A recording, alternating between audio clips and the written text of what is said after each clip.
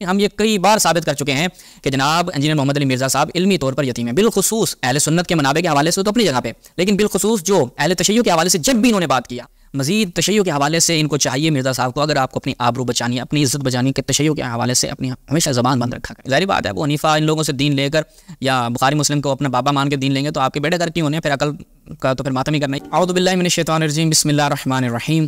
تمام ناظرین کی خدمت میں السلام علیکم ورحمۃ اللہ۔ سوشل میڈیا پر ایک شخصیت کے جو اپنی تائیں جناب اس کا دعویٰ بھی ہے کہ میں بہت مقبول ہوں، میری بات بہت سنی جاتی ہے، لیکن تعجب کی بات یہ ہے کہ یہ شخص علمی طور پر یتیم ہے، علمی طور پر یہ شخص بالکل خالی ہے، اس کے پاس آپ کو اگرچہ آپ کہیں گے جناب ویورشپ ہے، سارے معاملات ہیں، لیکن ہم یہ کئی بار ثابت کر چکے ہیں کہ جناب انجینئر محمد علی مرزا صاحب علمی طور پر یتیم ہیں، بالخصوص اہل سنت کے منابع کے حوالے سے تو اپنی جگہ پہ، لیکن بالخصوص جو اہل تشیع کے حوالے سے جب بھی انہوں نے بات کی، ہم کئی بار چیلنج بھی کر چکے ہیں، ہم ان کے شاگردوں کو چیلنج کر چکے ہیں کہ آپ اپنے اسی استاد، آپ اپنے اسی شیخ، آپ اپنے اسی جناب مجدد، جو بھی آپ اس کو لقب دیں، اس کی یہ باتیں آ کر ثابت کر دیں، چونکہ یہ شخص خود تو ڈرتا ہے اور بہانوں کے پیچھے چھپتا ہے۔ ویسے کہتا ہے جی ہم مبلغ ہیں، ہم تو تبلیغ کر رہے ہیں، دین پہنچا رہے ہیں، لیکن عوام کو کیا ہے جی ماموں بنا رہے ہیں۔ جس طرح ہندوستان کے اندر وہ بابے جو جناب لوگوں کو کبھی گاؤں موتر پلا رہے ہوتے ہیں، کبھی کیا کر رہے ہوتے ہیں، جب ان کو ٹی وی چینلز پہ بلایا جاتا ہے اور عوام کی عدالت میں بٹھایا جاتا ہے تو ان کو لگ پتہ جاتا ہے۔ انجینئر محمد علی مرزا صاحب کا بالکل ایسا ہی ہے، عوام کی عدالت میں بیٹھ نہیں سکتے، سوالات کا یہ سامنا کر نہیں سکتے، ان کی سٹریم میں بھی جائیں تو وہاں پر جی یہ مخصوص سوال کریں گے،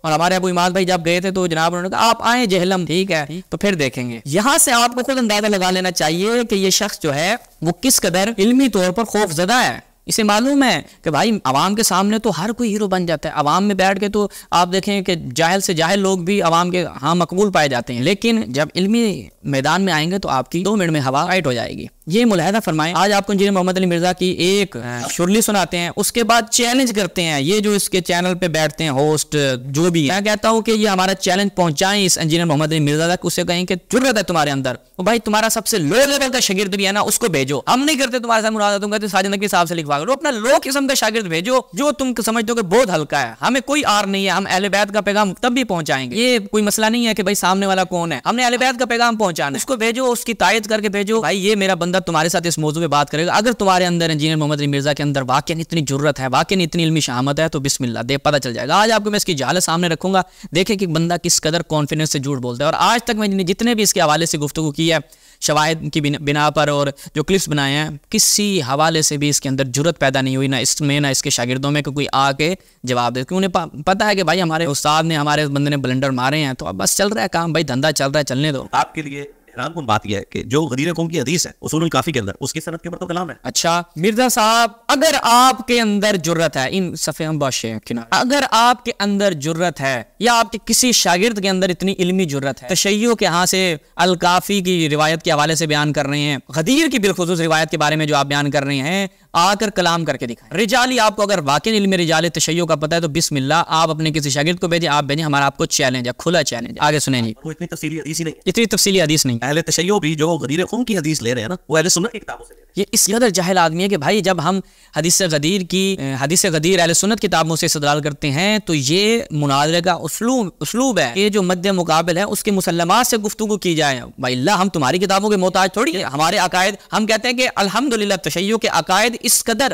واضح و روشن ہے کہ ہم اپنے ہر عقیدے کو تمہاری کتابوں سے ثابت کر سکتے ہیں، امیر المومنین کی خلافت بلا فضل کو تمہاری کتابوں سے ثابت کر سکتے ہیں۔ کہتے ہیں جی وہ جی تشیع جب بھی استدلال کرتے ہیں تو اہل سنت کی کتابوں سے کرتے ہیں۔ اب یہ مبادیات ہیں گفتگو کی، حالت چیک کر لیں آپ ان کی کتابیں پڑھیں اور ریفرنس اہل سنت کی کتابوں کو دے دیں۔ ہاں آپ ان کی کتابیں پڑھیں، ریفرنس اہل سنت کو۔ بھائی کیا کہوں میں، یقین کریں مزید بات کروں گا تو لوگ کہیں گے جناب یہ آپ توہین کر رہے ہیں اس کی۔ اصول کافی میں تو 1.5 لائن کی حدیث ہے، 2 چیزیں اپنے ماں چھوڑ کے جا رہا ہوں قرآن والے پہ۔ اہل سنت کے ہاں تو یہ بڑی لمبی حدیث ہے قرآن کے فضائل، نہ اس نے اصول کافی پڑھ رکھی ہے، نہ اس نے تشیع کے منابع پڑھ رکھی ہیں، نہ اس نے اس کا تتبع ہے، نہ اس کا استقراء ہے، بالکل ایسے بس کہیں سے سن رکھی ہے، انٹرنیٹ کے حوالے دیکھے ہوئے، یا پھر جیسے اس نے ابان بن ابی عیاش کے بارے میں بات کی تھی، امام زمانہ کے بارے میں اس نے بات کی تھی، چیلنج کیا تھا، لیکن آج تک اس کے نمونوں میں یا اس کے جتنے بھی وہ شاگرد ہیں کسی میں جرت نہیں ہوئی ہے ہی نہیں نا۔ بھائی کمرے میں بیٹھ کے تو ہر کوئی فن خواہ بن سکتا ہے نا، ٹھیک ہے، اپنے گھر میں تو کہتے ہیں نا سب شیر ہوتے ہیں۔ مولا علیہ السلام کے بارے میں سے نبی الاسلام کی وسیع ہے اس کے ساتھ جڑی نہیں ہے۔ رہے عقائد تو ہم کوئی ایک عقیدہ بھی ایسا ماننے کے لیے تیار نہیں جس کی جڑ قرآن میں موجود نہ ہو. ہاں جڑ قرآن میں موجود. ہم تو کہتے ہیں امامت کی جڑ قرآن میں موجود ہے, امامت عامہ قرآن میں موجود ہے. اب چلتے ہیں جی تشیع کی کتابوں کی طرف. آپ نے کا جھوٹ ملاحظہ کہ میں پنجتن کے نام پر 5 ہی حوالے دے کے جاؤں گا اور صحیح السند روایات پیش کر کے جاؤں گا. اگر ان میں سے کسی کے اندر بھی جرت ہے تو آ کر اس کی تصدیق. سب سے پہلا جو حوالہ دے رہا ہوں, کہا کہ جی یہ تشیع ہمارے ہاں سے استفادہ کرتے ہیں, ان کے ہاں تو وہ 1.5 لائن کی حدیث ہے. 1.5 لائن کی حدیث میں آپ کو دکھاتا ہوں. الخصال شیخ صدوق علیہ رحمہ کی, متقدمین کے کتب سے آج آپ کی فقط خدمت میں رکھوں. تحقیق و تصحیح اسانید کے ہیں سماعت الحجۃ الشیخ جناب احمد محفوظی. ٹھیک ہے, یہ روایت عرض کر رہا ہوں, یہ سند میں دکھا رہا ہوں اس کی. اس میں ان میں سے مرزا کے اس شاگردوں میں سے مرزا تو خیر میں کیا کہوں, یہ میں جو دے رہا ہوں نا یہ بھی اتمام حجت کے لیے. کسی میں اگر ضرورت ہے ہم انتظار کر رہے ہیں, ٹھیک ہے, ہمارا یہ چیلنج ان سب تک پہنچائیں,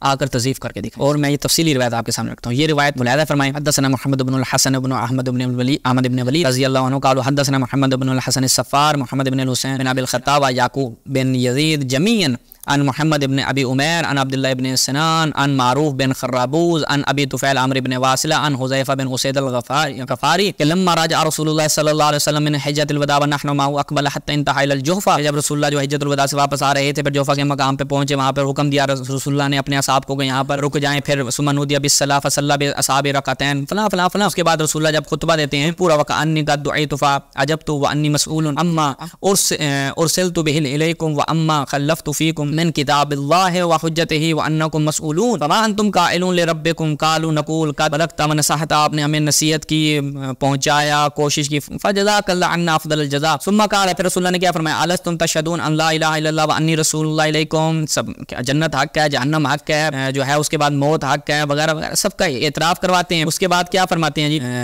وَإِنِّي أُشْهِدُكُمْ أَنِّي أَشْهَدُ أَنَّ اللَّهَ مَوْلَايَ وَأَنَا مَوْلَى كُلِّ مُسْلِمٍ وَأَنَا أَوْلَى بِالْمُؤْمِنِينَ مِنْ أَنفُسِهِمْ فَهَلْ تُقِرُّونَ لِي بِذَلِكَ. کیا تم اس چیز کا اقرار کرتے ہو؟ وَتَشْهَدُونَ لِي بِهِ فَقَالُوا نعم. سب نے کہا جی ہم اقرار کرتے ہیں, ہم اس چیز کو مانتے ہیں. نعم نَشْهَدُ لَكَ بِذَلِكَ, ہم ان چیزوں کی گواہی دیتے ہیں. فقال, جب یہ ساری چیزوں کی گواہی لے لی, عَلَى مَنْ كُنْتُ مَوْلَى فَإِنَّ عَلِيًّا مَوْلَى وَهُوَ. ثُمَّ أَخَذَ بِيَدِ عَلِيٍّ عَلَيْهِ السَّلَامَ فَرَفَعَهُمَا يَدَيْهِ حَتَّى بدت آباتہما ثم قال, یعنی امیر المومنین کے ہاتھ کو بلند کیا, اس قدر بلند کیا کہ بغلیں جو ہیں ان کی جو ہے وہ نمایاں ہو گئیں. اور ثم قال اللہم والمن واللہ وعاد من عاداہ وانصر من نصر واخذل من خذل علی وانی فرتکم وانتم واردون علی الحوض. اچھا, اس کے بعد یہ تفصیلی حدیث, آگے چلتے جائیں ٹھیک ہے. پھر آگے پھر اس میں اسی میں حدیث ثقلین کو بیان کیا, اما الثقل الاصغر. ٹھیک ہے, اچھا, وہ کہتے ہیں میں تمہیں رسول اللہ نے فرمایا کہ وما صنعتم بالثقلین من بعد, کیا تم کرو گے ثقلین کے ساتھ میرے بعد. اچھا, وقالوا وما هذان الثقلان یا رسول اللہ, دو ثقل جو آپ بات کر رہے ہیں وہ کون سی ہیں؟ کہ اما الثقل الاکبر کتاب اللہ, وہ اللہ کی کتاب ہے. اللہ کی کتاب کے بارے میں رسول اللہ نے فضائل بیان کیا. وقال اما ثقل الاصغر فهو حلیف القرآن وهو علی بن ابی طالب وعترته علیہم السلام وانهما لن يفترق حتى يرد علی الحوض. جناب معروف بن خرابوز کہتے ہیں فاردت هذا الكلام, یہ جو میں نے کلام ہے یہ پوری حدیث ہے,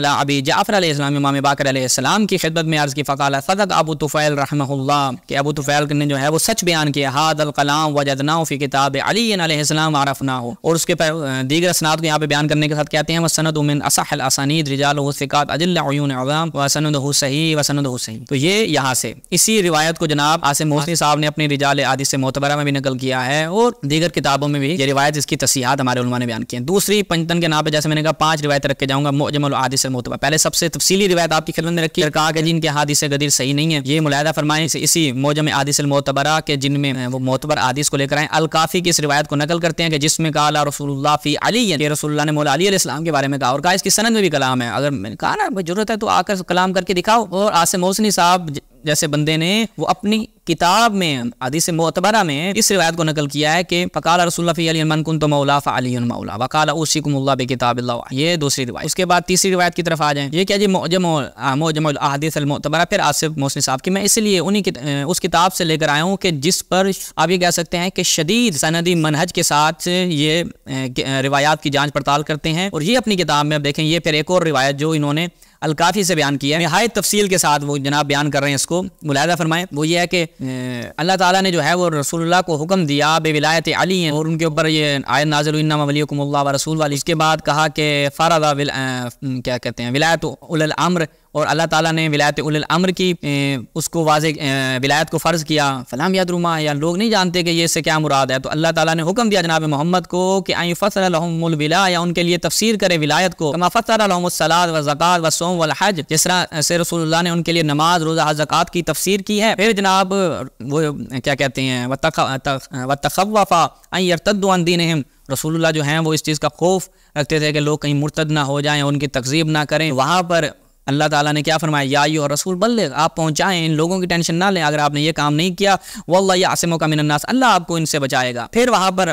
اللہ تعالیٰ کے حکم سے کیا کیا، فقام بولایت علی یوم غدیر خم فنادى الصلاۃ جامعہ وامر الناس ان یبلغ شاہد الغائب، یعنی یہ جو ہے وہ شاہد جو دیکھ رہے ہیں وہ غائبین تک پہنچائیں، اور امیر المومنین کی امامت کا اعلان۔ تو یہ ایک اور حدیث غدیر کے حوالے سے نہایت تفصیل کے ساتھ یہاں پر بیان ہوا۔ اس کے بعد ناظرین آپ کی خدمت میں رکھتے ہیں چوتھی روایت، ملاحظہ فرمائیں، پھر معجم الاحادیث المعتبرہ سے الجزء الرابع کی چوتھی جلد ہے۔ یہاں پر دیکھیں، یہاں پر کیا ہے کہ امام جعفر صادق علیہ السلام نے جو ہے وہ بیان کیا کہ یستحب الصلاۃ فی مسجد الغدیر، جو نماز ہے وہ مسجد غدیر میں پڑھنا مستحب ہے۔ کیوں؟ لأن النبی اقام فیہ امیر المؤمنین وهو موضع اظہر اللہ عز وجل فی الحق، یہ وہ مقام ہے کہ اللہ تعالیٰ نے اس مقام پر حق کو ظاہر کیا، اس لیے مسجد غدیر میں نماز پڑھنا کیا ہے، حق ہے۔ تو یہ استفادہ کیا ہے حدیث غدیر سے ہمارے ائمہ نے، ائمہ اہل بیت نے، کہ ظاہری بات ہے ابو حنیفہ ان لوگوں سے دین لے کر یا بخاری مسلم کو اپنا بابا مان کے دین لیں گے تو آپ کے بیڑے گھر کیوں ہونے، پھر عقل کا تو پھر ماتم ہی کرنا۔ یہ پھر آخری اور پانچویں پنجتن پاک کے نام کی معجم الاحادیث المعتبرہ یوم غدیر خم، بڑی زبردست روایت ہے، بڑی دلچسپ روایت ہے اور صحیح روایت ہے۔ حسن بن جمال کہتا ہے کہ حملت ابا عبداللہ من المدینہ الی مکہ، میں امام جعفر صادق علیہ السلام کو مکہ سے مدینہ سے مکہ کی طرف لے کے گیا، فلما انتہینا الی مسجد الغدیر، جب ہم مسجد غدیر تک پہنچتے ہیں کہ ناظر الی میسرۃ المسجد، مسجد کی جانب امام نے نگاہ کی، کہا کہ ذالک موضع قدم رسول اللہ، یہ وہ مقام ہے جہاں پہ رسول اللہ صلی اللہ علیہ وسلم نے قدم مبارک رکھے، یہاں پر آئے اور کہا من کنت مولا فعلی مولا ثم نظر الی الجانب الاخر، میں تھوڑا اس کو زوم کر، پھر کیا جی دوسری طرف دیکھا، کہا کہ یہ کون سا ہے، ذالک موضع فسطاط ابی فلان و فلان، معلوم ہے آپ کو ابی فلان اور فلان کون ہے، آپ کو معلوم ہے، ٹھیک ہے، کہ یہ کون تھے وہ دو افراد جو وہاں پر موجود تھے، ان میں ایک اور سالم مولا ابی حذیفہ تھا، ابو عبیدہ بن جراح، آپ کو معلوم ہے یہ ابو عبیدہ بن جراح ہی تھا کہ جو ان دو کے ساتھ وہاں پر گیا سقیفہ میں۔ اب دو کے نام سب کو معلوم ہے، شیعہ تو اشارے سے سمجھ جاتے ہیں بھائی، اس لیے ہمارے ائمہ نے نہایت واضح انداز میں جو ہے وہ پہنچا بھی دیا اور تقیہ کا بھی پاس رکھا، اور دین اور جو حقائق تھے وہ بھی پہنچا۔ اچھا یہ لوگ وہاں پہ موجود تھے اور وہ کیا کر رہے ہیں، دیکھ رہے تھے کہ رسول اللہ جب مولا علیہ السلام کا ہاتھ بلند کیا، قال بعضهم لبعض، ان میں سے جو یہ چاروں پانچوں کھڑے تھے ان میں سے ایک دوسرے کو کہا کہ انظروا الی عینہ، وہ رسول کی آنکھوں کی طرف دیکھو، تدوران کانہما عین مجنون، ان کو دیکھو کہ استغفر اللہ، رسول اللہ کی آنکھوں کی طرف دیکھو، ان کی آنکھیں جو ہیں وہ اس طریقے سے گھوم رہی جیسا کہ ایک مجنون شخص، علیہ باللہ، یعنی انہوں نے ان افراد نے چونکہ وہ اس پیغام کو، اس رسول اللہ صلی اللہ علیہ وسلم کے اس اعلان کو وہ ہضم نہیں ہو رہا تھا ان لوگوں کو، یہ تشیع کی صحیح روایات، ٹھیک ہے، تشیع کے جو آپ کہتے ہیں نا کہ امامت کا اعلان تشیع سے دکھائیں وغیرہ وغیرہ، امامت امیر المومنین صحیح روایات نہیں ہے شیعہ کے ہاں، تو وہاں پر جبریل اس آیت کو لے کر نازل ہوتا ہے، ٹھیک ہے۔ تو لہٰذا یہ پنجتن پاک کے نام کی 5 روایات، امید ہے کہ مزید تشیع کے حوالے سے ان کو چاہیے مرزا صاحب کو، اگر آپ کو اپنی آبرو بچانی، اپنی عزت بچانی، کہ تشیع کے حوالے سے اپنی ہمیشہ زبان بند رکھا کریں، ورنہ آپ کے ساتھ اسی طریقے سے ہونا ہے۔ اور رسوائی تو آپ کی پہلی بہت ہوئی ہے جب آپ نے حدیث خلیفتین کا انکار کیا، اس وقت بھی بہت رسوائی ہوئی ہے، اور مزید آپ کی رسوائی آپ کی قسمت میں لکھی ہوئی ہے، اور وہ ہوگی بھی مکتب اہل بیت کے ماننے والوں کی طرف جب بھی آپ ان کے خلاف بولیں گے۔ اسی کے ساتھ اجازت چاہتے ہیں، والسلام علیکم ورحمۃ اللہ۔